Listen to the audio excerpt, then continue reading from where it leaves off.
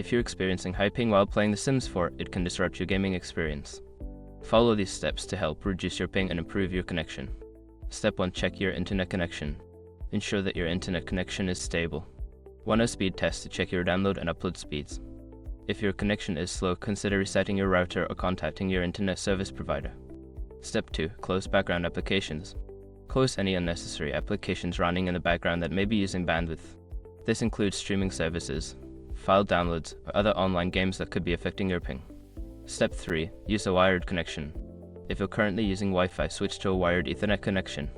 Wired connections tend to be more stable and can significantly reduce ping compared to wireless connections. Step 4. Change server region. In the Sims 4 settings, check if you can change your server region. Selecting a server closer to your physical location can help lower your ping and improve your gameplay experience. Step 5. Update network drivers. Ensure that your network drivers are up to date. Go to your device manager, find your network adapter and check for updates. Keeping your drivers current can help improve your connection stability.